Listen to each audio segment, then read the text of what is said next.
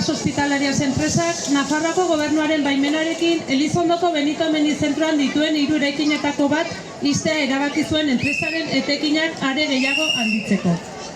Gatazka hasi zenetik, enpresa ez du inoiz hartutako erabakiak eduki dituen ondorioz hitz egiteko bildu nahi. Horrez gain, langileek lan baldintzen hitzarmena negoziatzeko garaian, enpresak entzungor egiten die langilei eskatzen dituzten aldarrikapenei. Osasun mentaleko arazoak dituzten herritarrak zaintzeko, Nafarroako gobernuak soilik Hermanas Hospitalariaseko kongregazioa dauka zerbitzua, emateko baimena. Beraz, monopolio baten aurrean gaude.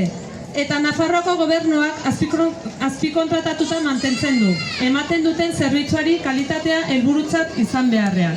Negozioa lehenesten duen enpresa honi. Enpresari negoziazio erreala egin dezan eskatzen diogu. Non hartu dituen erabakien ondorioak aztertu sortutako egoerari konponbide egokia emango zaion. Eta non lan baldintzen hitzarmenean langileen aldarrakipenak kontutan hartu izan diren. Onuraren maksimizazioa ezin da sortu pertsonen zaintzaren kontura. Nafarroako gobernua interpelatzen dugu kontu honetan inplika dadin. Zaintza ez da negozioa. Gora Palestina libre!